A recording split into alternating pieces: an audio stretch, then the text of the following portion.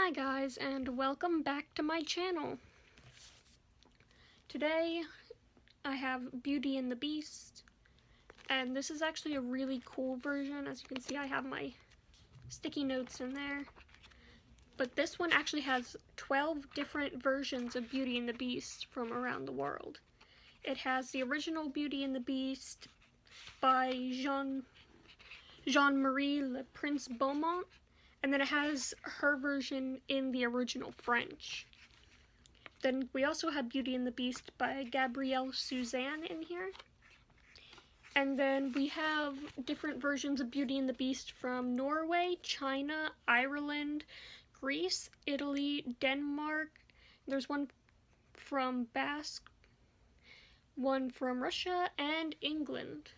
So the first one I'm going to talk about is the Norway version. So this one was actually written in 1888.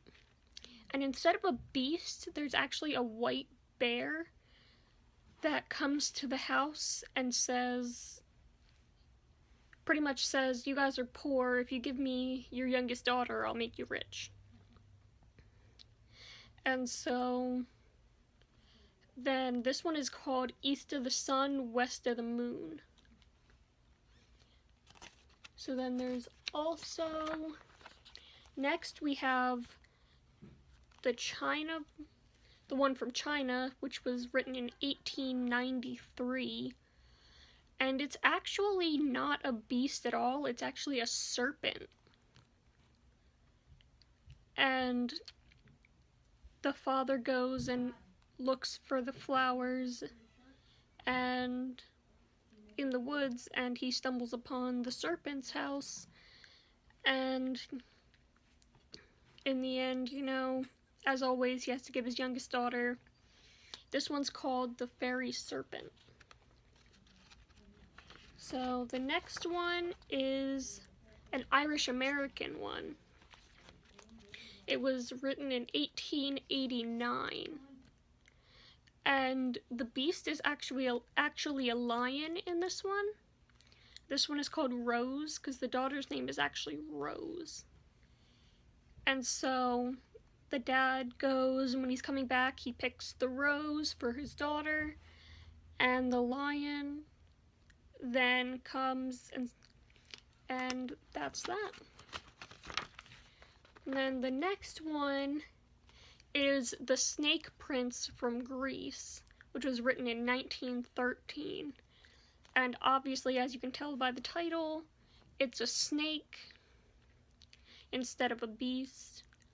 And again, the father picks the rose, just like the story we all know. And this one's called Zelinda and the Monster, from Italy. It was written in 1885, and it's actually a dragon in this story. And of course, the dad goes and gets a rose for Zelinda, and the dragon says, "Hey, you have to give me your daughter," and Zelinda goes to the dragon. Then this is called Beauty and the Horse. It's the Denmark version. It was written in 1899. Obviously, it was a horse in this story. And the dad goes and picks flowers, and the horse comes running up and says, "How dare you steal my flowers?" And bam, that's how that one goes. So this one's just called Beauty and the Beast. It's the Basque version. It says France and Spain. And this one was written in 1879. And in this one, again, it's a serpent. And, it's the same thing with the flowers again. So most of them are flowers, but I thought it was cool to note that, especially like with the white bear, there was no going in getting flowers or anything. So this one is called the Enchanted Tsarevich from Russia, and Tsarevich actually means the eldest son of the Russian emperor.